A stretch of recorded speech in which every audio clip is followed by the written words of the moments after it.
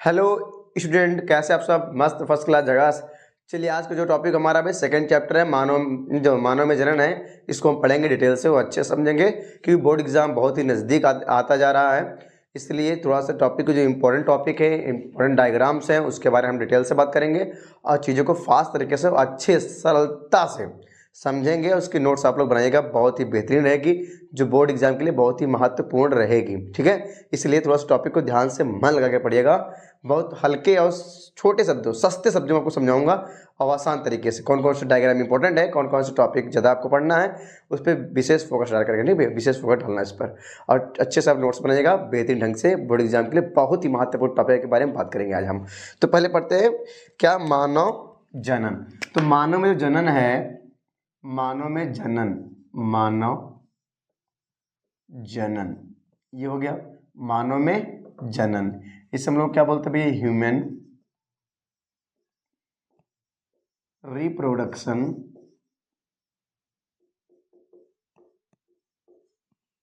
Human reproduction. ठीक भैया, ये मानव में जनन। इस चैप्टर के बारे में बात करेंगे। जनन क्या होता है आपको पता ही है पहले से ही।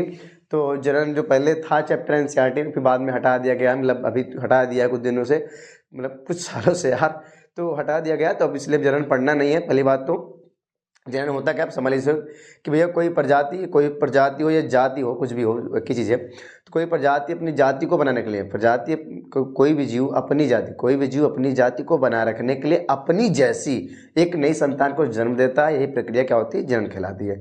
ऐसे सिंपल से यार, अपने जैसे संतान पैदा करेगा यार। एक कुत्ता है तो कुत्ता ही पैदा करेगा ना कि बिल्ली पैदा कर देगा।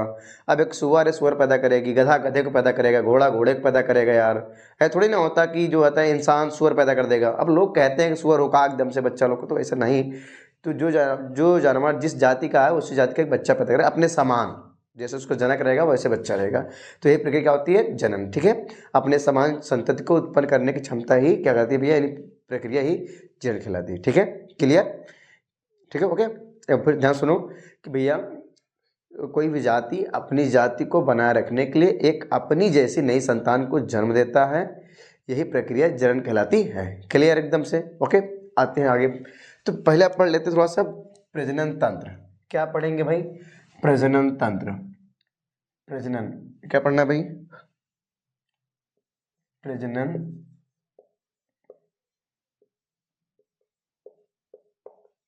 तंत्र। आप बता दो भैया, प्रजनन तंत्र और जनन एक ही चीज़ है? जनन तंत्र, प्रजनन तंत्र, ठीक है, कंफ्यूज मत होइएगा। तो प्रजनन तंत्र का यहाँ बोल सकते हैं हम लोग नर एवं मादा। नर नर एवं मादा, नर एवं मादा दोनों के शरीर में एक विशेष, या दोनों नर एवं मादा दोनों के शरीर में एक जटिल सुविकसित प्रजनन अंग पाए जाते हैं। यानी भिन्न रूप से नर एवं मादा दोनों के शरीर में भिन्न रूप से अलग अलग। अभी नर का अलग होता है भाई, मादा का अलग होता है ना प्रजनन तंत्र, ये तो जानते हो ना। तो कह रहा है नर एवं मादा, कर नर एवं मादा दोनों के शरीर में भिन्न रूप से एक सुविकसित प्रजनन अंग पाए जाते हैं, जिन्हें सामूहिक रूप से क्या कहते हैं? प्रजनन तंत्र कहते हैं। ठीक है, तो हम थोड़ा बात कर लेते हैं प्रजनन तंत्र के अंग के बारे में। कि मान लो पुरुष, पहले पढ़ेंगे पुरुष के बारे में, उसके बाद फिर मादा के बारे में, फिर डिटेल से बढ़ते बढ़ते हम लोग आगे चलेंगे। ठीक है भैया, तो पहले पढ़ते हैं पुरुषों के बारे में, आदमियों के बारे में, या लड़कों के बारे में, लौंडों के बारे में, कुछ किसी को बोल दो कुछ भी यार। तो बोलेंगे पुरुष, पुरुष प्रजनन तंत्र के अंग, ठीक भैया, पुरुष प्रजनन तंत्र के अंग। आप पुरुष प्रजनन तंत्र के अंग कौन कौन से, थोड़ा बात करेंगे इस बारे में, ठीक है, डिटेल से बात करना है हमें। तो कौन कौन से अंग होते हैं थोड़ा देख लेते हैं, एक एक करके पॉइंट को हम अच्छे से।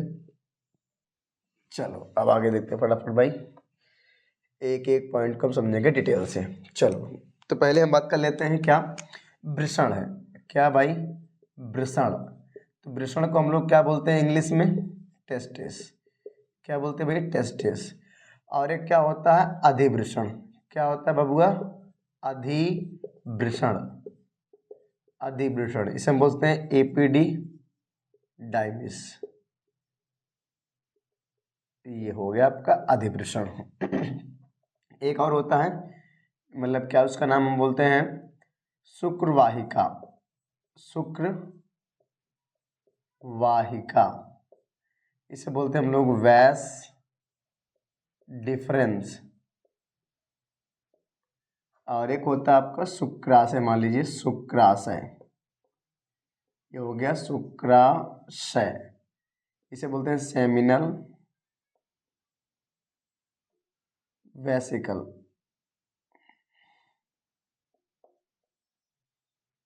Seminal vesicle. और इसके बाद क्या होता है आपका प्रोस्टेट। प्रोस्टेट, जो प्रोस्टेट है, ध्यान में मैं सबका नाम लिख रहा हूँ, वही समझाऊंगा आगे बात अच्छे से। प्रोस्टेट ग्रंथि, प्रोस्टेट ग्रंथि, प्रोस्टेट टेट ग्लैंड। और क्या होता है, एक होता है काउपर ग्रंथि। काउपर्स, क्या लिख दिया यार, आज मेरी हिंदी क्या हो गया, पाठ लग जा रही बार बार। काउपर्स ग्रंथि या काउपर्स ग्रंथियां, काउपर्स ग्लैंड, ठीक है। और एक क्या होता है मूत्र मार्ग, मान लीजिए मूत्र मार्ग, इसे बोलते यूरेथ्रा, जैसे मंथरा वैसे यूरेथ्रा। यूरेथ्रा, अजीब अजीब नाम है इसके इंग्लिश में। अगला क्या है भाई, शिश्न। शिश्न को हम लोग क्या बोलते हैं, पेनिस। क्या बोल देते हैं, पेनिस। ये क्या है, शिश्न यानी कि पेनिस। ओके, ये सारे टॉपिक्स हो गए। अब इसके बारे में एक एक टॉपिक के बारे में डिटेल से पढ़ेंगे। तो कितने हमारे पास पॉइंट्स हो गए यहाँ पर, अगर देखा जाए तो 1 है, 2 है, 3 है, 4 हो गया, ये 5 हो गया, 6 हो गया, 7 हो गया और ये 8 हो गया, ठीक है। अब बात करेंगे हम एक एक पॉइंट पे। पहले हम बात करेंगे वृषण पे। तो वृषण पे हम डिटेल से बात करेंगे, कैसे काम करता है, क्या है, किस तरह का है, ठीक है। तो हम जानते हैं वृषण क्या होता है, जो प्रकार से हम बोल सकते हैं या पुरुषों का मुख्य जननांग है। कैसे भैया, पुरुषों का मुख्य जननांग है या प्राथमिक जननांग है। तो आप ऐसे बोल सकते हैं क्या, इसे हम लोग क्या बोलते हैं, प्राथमिक जननांग या मुख्य जननांग। क्या बोलते हैं भैया, प्राथमिक, प्राथमिक, प्राथमिक जनन अंग। ये प्राथमिक, इसे क्या बोलते हैं, पुरुषों का मुख्य या प्राथमिक जननांग है। क्या बोल सकते हैं, मुख्य बोल सकते हैं। लो अच्छा, मैं लिख ही दे रहा हूँ यहाँ पर, यह पुरुषों का मुख्य, मुख्य जनन अंग है। यह पुरुषों का मुख्य जनन अंग है, जो कहाँ होता है, उदर गुहा से बाहर होता है। उदर गुहा में पेट। अरे भाई, हमारा जो पुरुषों का प्रजनन तंत्र होता है कहाँ होता है, कि भैया शीर्ष हिस्सा है, ये ग्रीवा है, ये वक्ष हिस्सा है, वक्ष भाग है, वक्ष वक्ष भाग है, ये वक्ष भाग है। और इसके और नीचे जाएंगे तो उदर पेटवा क्या हो गया, उदर भाग। और नीचे जाएंगे तो क्या हो जाएगा, श्रोणि क्षेत्र। क्या हो जाएगा, श्रोणि क्षेत्र। तो पुरुषों को जनन तंत्र कहाँ होता है, पुरुषों और स्त्रियों में, महिलाओं में श्रोणि क्षेत्र में होता है। ओके, तो सॉरी, तो यहाँ बात करेंगे हम लोग क्या, कि जो पुरुषों का मुख्य जननांग होता है, ये कहाँ होता है भाई, ये कहाँ होता है, ये होता क्या है, उदर गुहा से बाहर। कहाँ होता है, उदर गुहा से बाहर। यह उदर गुहा से बाहर, उदर गुहा से बाहर, उदर गुहा से बाहर कहाँ होता है, श्रोणि क्षेत्र में, उसमें उदर गुहा से बाहर वृषण कोश में। कहाँ भैया, वृषण कोश में। ये कहाँ से होता है, उदर गुहा से बाहर वृषण कोश में, वृषण कोश में स्थित होता है या सुरक्षित रहता है, स्थित रहता है, ठीक है। इसके पॉइंट्स हो गए। और बात करिए, ये उदर गुहा से बाहर क्यों होता है। कभी कभी एग्जाम में आता है कि भाई जो ये वृषण है, ये उदर गुहा से बाहर क्यों होता है, कि पेट है, पेट से बाहर क्यों होता है। तो पेट से बाहर क्यों होता है भैया, बताओ जरा सा। कि जो उदर गुहा है, जो पुरुषों में जानते हैं ना वृषण यार, जो वृषण मतलब समझ रहे हैं ना, ये वृषण है, ये आपका हो जाता है पेनिस। तो जो वृषण है ये पेट से बाहर होता है। ये पेट से, भाई पेट तुम्हारा यही होता है, नाभि ये पेट होता है यहाँ से यहाँ तक।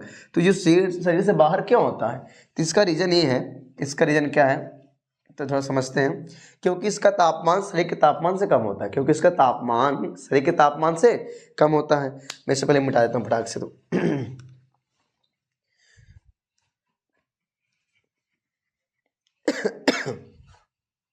चलो देख लेते हैं भाई, जिसका जो तापमान है, इसका तापमान शरीर के तापमान से कम होता है। तो बोल सकते हैं वृषण का तापमान, वृषण का तापमान शरीर के तापमान से कम होता है। तो लगभग कितना होता है तापमान? लगभग कितना होता है भाई? तो कह सकते हो 32 से 35। कितना भैया? 35 डिग्री सेल्सियस।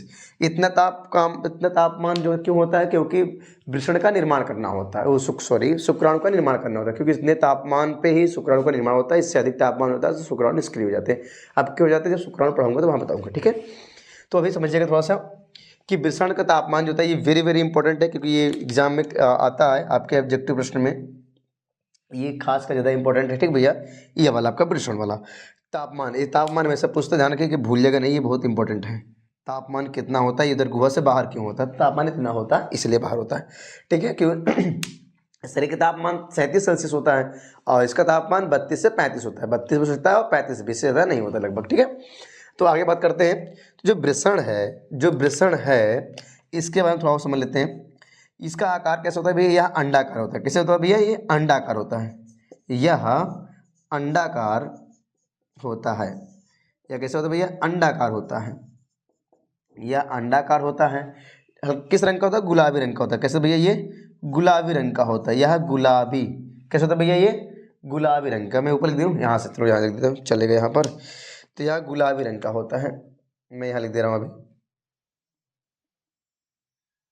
ध्यान समझिएगा, ठीक है। तो कैसा होता है भैया? ये यह गुलाबी रंग का। कैसे भैया? यह गुलाबी रंग का होता है। कैसा होता है भाई? गुलाबी रंग का। गुलाबी रंग कैसा होता है? एक गुलाबी रंग का होता है। ध्यान रखिएगा, आपको लोग सोचते हैं जैसे गुलाबी कहाँ होता है, तो कुछ और रंग होता है। ज़्यादा दिमाग मत लगा बच्चा। गुलाबी गधा जो होता है ना, जो दिमाग लगा रहे हो ना, गुलाबी कहाँ होता है? बहुत मारेंगे, ध्यान रखो गधे। यार देखो, ये आपका मान लीजिएगा वृषण कोश है, ये वृषण कोश है। तो इसके अंदरवा होता है ना, ऊपरा वाला नहीं करें, यहाँ पर रोम, इसमें रोम जामे होते हैं ना, बाल निकले होते हैं। ये है आपका वृषण। ये अंदरवा की बात कर रहा है, कोई थैली की बात नहीं कर रहा है। कि जो बहरवा जो होता है थैली, जिसपे क्या होते हैं? रोम निकले होते हैं। ये रोम वाला हिस्सा है। इसमें कुछ ये इसका रंग कुछ अजीब ही होता है। इसका बात करो अंदर, वृषण कोश के अंदर क्या होता है? ये गुलाबी रंग का दिखता है, ठीक है। तो कंफ्यूज मत होइएगा, ठीक है। यार बड़ी खांसी आ रही भाई, दिक्कत किस रंग में? यार क्या होता है? हल्के गुलाबी रंग का होता है, ओके। अगर इसकी मैं लंबाई चौड़ाई की बात कर लूँ तो इसकी जो लगभग क्या होती है? लंबाई होती है। इसकी लंबाई या कितना लंबा होता है? तो इसकी लंबाई की हम बात करेंगे। लंबाई कितनी होती है भैया? लगभग 4 से 5 सेंटीमीटर। और चौड़ाई की बात करेंगे, चौड़ाई या कितने चौड़ा होता है भैया? चौड़ाई होती 2 से 3 सेंटीमीटर। यानी लगभग बात कर रहा हूँ, लगभग क्या होता है? 4 से 5 सेंटीमीटर लंबा होता है और 2 से 3 सेंटीमीटर चौड़ा होता है। अगर हम वजन की बात करेंगे तो इसका जो वजन होता है तो कुछ अच्छा होता है। वजन कितना होता है भाई? इसका वजन होता है, इसका वजन लगभग होता है कितना? 10 से 15 ग्राम। 10 से 15 ग्राम का इसका वजन होता है, ठीक है भैया। इतना सा 10 से 15 ग्राम का, ओके। ये भी इंपॉर्टेंट है थोड़ा सा। आगे देखिएगा थोड़ा सा। ये लंबाई चौड़ाई की बात तो होगी यार, लंबाई चौड़ाई वजन की बात हो गई, ऊपर की बातें, जिसमें ये पॉइंट ज़्यादा इंपॉर्टेंट था आपका। ऑब्जेक्टिव प्रश्न में भी आते हैं, और तो इसलिए टॉपिक को ध्यान से पड़ेगा। अगर पूरी डिटेल इसकी भी टिप्पणी भी आती है, वृषण का डायग्राम आता है, बहुत ज़्यादा महत्वपूर्ण है। वृषण का डायग्राम आप पूछता है, अभी आगे बनाऊंगा वृषण डायग्राम, तो चीज़ों को ध्यान समझिएगा मंगा के। टॉपिक बहुत ही ज़्यादा इंपॉर्टेंट है ये वाला, ठीक है। वृषण ऐसा है पूरा, आप जितना विशेष से ध्यान से इसके बारे में आपको ढेर कहाँ गई ये वृषण, इसके में आपको बहुत ज़्यादा डिटेल से पढ़ना पड़ेगा। और बाकी तो उतना इंपॉर्टेंट नहीं है, लेकिन पढ़ लीजिएगा, जरूरी भी है। क्योंकि अगर ये पूछ लेगा पुरुष जनन तंत्र का नामांकित चित्र बनाएं, तो जो चित्र होता है, डायग्राम होता है, उसको तो बनाना ही पड़ेगा यार। लेकिन ज़्यादातर डायग्राम क्या होता है, हालांकि ये पूछता है तो इसमें तो आपको क्या बनाना पड़ता है मैं बताऊंगा आगे। बट इसको ये वाला क्या बोलते हैं? वृषण। वृषण ज़्यादा इंपॉर्टेंट है, एग्जाम में आता भी है, इसलिए इसका डायग्राम और इसके बारे में डिटेल से जानते रहिएगा, क्योंकि ये पुरुषों का मुख्य जनन अंग है, ठीक है। एग्जाम में भी प्रश्न आते हैं कि ऑब्जेक्टिव आते हैं वेरी वेरी इंपॉर्टेंट, कि भैया ये वाला जो ध्यान कहा गया प्राथमिक जनन अंग है, ये वेरी वेरी इंपॉर्टेंट है ये, क्योंकि पुरुषों का मुख्य जनन अंग क्या है, पुरुषों का मुख्य जनन अंग क्या है, तो आप बताएंगे वृषण, टेस्टिस है। ओके, अब आगे आते थोड़ा सा इस टॉपिक पे वापस। तो यहाँ पे बात कर रहा है वृषण कि प्रत्येक वृषण में, प्रत्येक दो होते हैं ना भाई, एक जोड़ी होता है ना वृषण, तो भाई बताया था ना एक जोड़ी, तो वृषण जो होता है प्रत्येक वृषण में, प्रत्येक वृषण में क्या होते हैं, लगभग प्रत्येक वृषण में, प्रत्येक वृषण, जो प्रत्येक वृषण है, इस वृषण में लगभग 250, कितना भाई 250, तो 250 जो 250 यार भाई 250 कच्छ होते हैं, क्या होते हैं भैया, कच्छ। इन कच्छों को हम लोग क्या बोलते हैं, 250, लगभग 250 कच्छ होते हैं, जिसे हम लोग क्या बोलते हैं भैया, वृषण पालिका। क्या कहते हैं, वृषण पालिका। क्या बोलते हैं बबुआ, वृषण पालिका, वृषण पालिका। आपको पता है कि वृषण पालिका, ये प्रत्येक वृषण पालिका में, प्रत्येक वृषण पालिका में, प्रत्येक वृषण पालिका में क्या होता है कि लगभग प्रत्येक वृषण पालिका में एक से कितना भाई, कितना, 1 से 3, 1 से 3 अति कुंडलित, अति कुंडलित, अति कुंडलित, अति कुंडलित शुक्र जनक नलिकाएं पाई, कैसे भैया, अति कुंडलित शुक्र जनक नलिका पाई जाती है, नलिकाएं लिख लो, नलिकाएं पाई जाती हैं। तो कह रहा है कि क्या कह रहा है भैया कि प्रत्येक वृषण में लगभग 250 कच्छ होते हैं, जिसे हम वृषण पालिका कहते हैं, और प्रत्येक कच्छ में, प्रत्येक वृषण पालिका में, प्रत्येक वृषण पालिका में 1 से 3 अति कुंडलित शुक्रजनक नलिकाएं होती हैं। तो जो शुक्रजनक नलिकाएं हैं क्या होती है भैया, शुक्रजनक नलिकाएं। तो शुक्रजनक नलिकाएं जो होती है, इन नलिकाओं में एक विशेष प्रकार की 2 कोशिकाएं पाई जाती हैं। कितनी बबुआ, 2। तो इसमें क्या होती है, एक विशेष प्रकार की 2 कोशिकाएं पाई जाती हैं, ध्यान रखिएगा चीज़ों को। तो कह रहा है कि फिर से बस समझिएगा कि प्रत्येक वृषण में 250 कच्छ होते हैं, जिसे हम वृषण पालिका कहते हैं, और प्रत्येक वृषण पालिका में 1 से 3 अति कुंडलित शुक्रजनक नलिकाएं होती हैं। अब इन नलिकाओं में क्या होता है, इन नलिकाओं में क्या होता है, इन नलिकाओं में 2 कोशिकाएं पाई जाती हैं। बोलेंगे शुक्रजनक नलिकाओं में, शुक्रजनक नलिकाओं में 2 कोशिकाएं पाती हैं, कितनी भैया, 2। तो यहाँ लिखा है ना, शुक्र नलिका होती है जिसमें 2 कोशिकाएं होती है, कितनी भैया, 2 कोशिकाएं होती हैं, 2 कोशिकाएं होती हैं। कितनी कोशिकाएं होती है भैया, 2 कोशिकाएं। किस में होती है कि शुक्रजनक नलिका में, शुक्रजनक नलिका में 2 कोशिकाएं होती हैं। अब ये कोशिकाएं कैसे काम करती हैं, क्या करती हैं, इसको थोड़ा समझेंगे हम लोग। तो हम बात करेंगे यहाँ थोड़ा सा, देखिएगा कि पहली कोशिका जो होती है, पहली कोशिका, इसका नाम होता है शुक्र क्या बोलते हैं भैया हम लोग, नर जन्म कोशिका, नर जन्म कोशिका, नर जन्म कोशिका, नर जन्म कोशिका। ओके, और दूसरी का होती क्या, इसका नाम है सरटोली कोशिका, सरटोली कोशिका, सरटोली कोशिका। ये 2 कोशिका होती, ठीक भाई। तो हम मिटा दें, थोड़ा सा मिटा दें चलो इतना हो गया ना आपका, सिंपल सा ये तो जो नर जन्म कोशिका है, ये क्या करती है भाई, 2 कोशिका है ना, कि भैया प्रत्येक वृषण में 250 कक्ष होते हैं, जिसे हम वृषण पालिका कहते हैं। प्रत्येक वृषण पालिका में 1 से 3 अति कुंडलित शुक्रजनक नलिकाएं होती। इन नलिकाओं में 2 प्रकार की कोशिका होती है। कितनी कोशिका भैया, 2 प्रकार की कोशिका होती है। 2 प्रकार की कोशिका होती है। पहली कोशिका का नाम क्या है, नर जन्म कोशिका, और दूसरी कोशिका सरटोली कोशिका। अब इनका हम काम भी देख लेते हैं, क्या करती हैं आखिर ये किस लिए बनाई गई, क्या करती हैं, क्यों हैं। तो मैं पहले की बात कर लेता हूँ, पहली वाली कोशिका क्या करती है। तो मैं इसको यहाँ से लिख दे रहा हूँ, समझ जाओगे ना। इस वाली नर जन्म कोशिका के बारे में हम यहाँ लिख देते हैं आगे, ठीक है। ये इस टॉपिक को मैं इसको मैं यहाँ आगे समझा रहा हूँ। ओके, समझ जाइएगा। तो इसमें क्या कह रहा है कि नर जन्म, इसका मेन काम क्या होता है, मेन काम शुक्राणुओं का निर्माण करना होता है। क्या होता है भैया, शुक्राणुओं का निर्माण, शुक्राणुओं का निर्माण, शुक्राणुओं का निर्माण। तो भैया नर जन्म कोशिका का मेन काम क्या है, शुक्राणुओं का निर्माण, शुक्राणु का निर्माण करना होता है। तो सर्टोली कोशिका करती है, फिर सर्टोली कोशिका करती है भैया। तो जो सर्टोली कोशिका होती है, मैं इसको सर्टोली कोशिका को आपको मैं यहाँ दिखा दे रहा हूँ, नीचे यहाँ पे दिखाया, चलेगा ना, कोई दिक्कत, हाँ समझ जाइएगा, ठीक है। तो जो ये सर्टोली कोशिका होती है ये क्या करती है, तो सर्टोली कोशिका एक्चुअली में क्या करती है, ये शुक्राणुओं को देती है पोषण। क्या भाई, शुक्राणुओं क्या करती है, देती है पोषण, शुक्राणुओं को पोषण, शुक्राणुओं को पोषण देती है, पोषण तथा उनके विकास में, शुक्राणुओं के पोषण तथा उनके विकास में सहायक होती है, विकास में सहायक होती हैं, सहायक, ठीक है, सहायक होती हैं।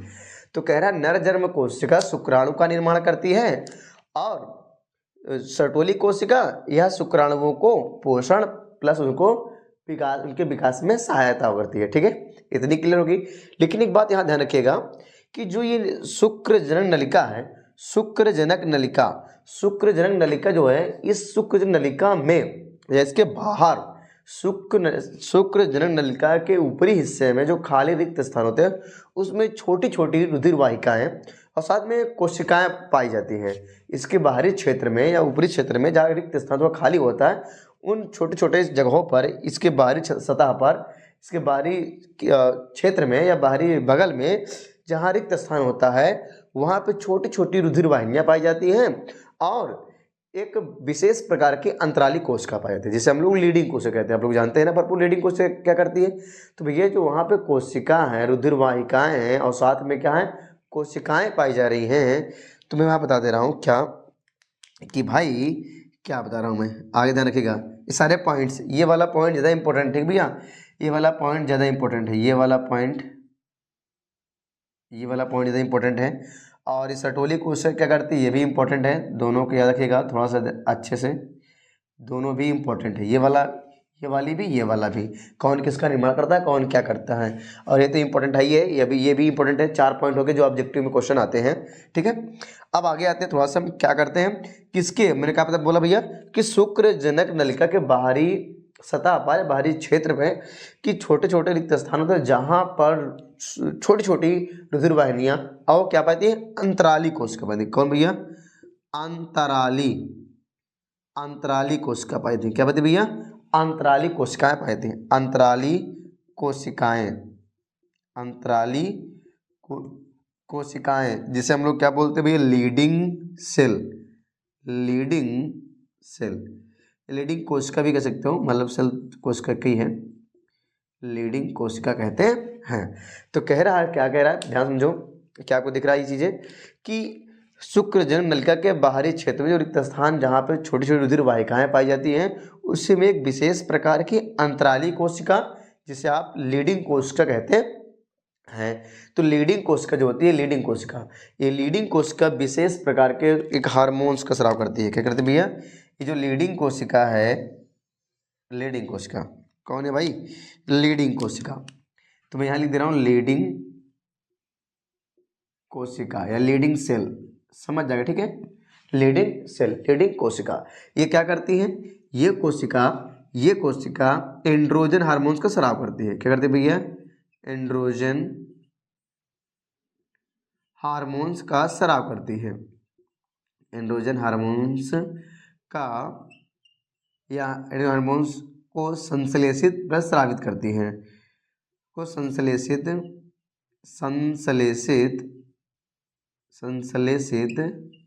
व स्रावित करती है।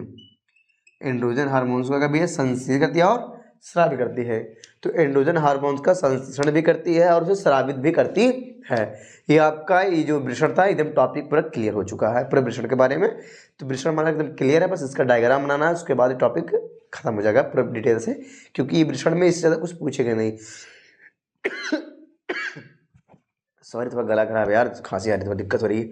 ठीक है कोई बात नहीं, आधे टॉपिक पे। तो हम आपको यहाँ पे जो टॉपिक बताए हैं 4 टॉपिक ज़्यादा इंपॉर्टेंट है। कौन कौन से भाई? कि भैया पुरुषों का मुख्य जनन अंग क्या है? तो आपका वृषण है। मुख्य जनन अंग क्या है भाई? तो वृषण है। क्या भी मुख्य जनन अंग? वृषण है। ये इंपॉर्टेंट है। इसे हम प्राथमिक अंग भी कहते हैं, ये भी आप जानते रहिएगा, ये भी इंपॉर्टेंट है। इसे प्राथमिक अंग कहते हैं। ये मुख्य जनन अंग है। ये उदर गुहा से बाहर क्यों होता है ये भी आपको याद होना चाहिए, क्योंकि ये भी एग्जाम में पूछता है बहुत ज़्यादा ऑब्जेक्टिव प्रश्न में। ठीक है, ये इतना, ये 1 पॉइंट 2 पॉइंट 3 पॉइंट ये हो गया। और ये आपका तो लंबाई बहुत कम ही पूछता है, ये वाला ज़्यादा इंपॉर्टेंट। ठीक है भाई, ये वाला, ये ठीक है। इसको आप डिटेल से दोनों को अच्छे से ढंग से पढ़ लीजिएगा। ये आपके कुछ इंपॉर्टेंट से टॉपिक्स हैं, इसको आप स्क्रीनशॉट लीजिए। तो हम आगे बताते हैं सो किसके बारे में, अधिवृषण के बारे में। ओके, कॉपी करिए इसका स्क्रीनशॉट ले लीजिए फटाक से।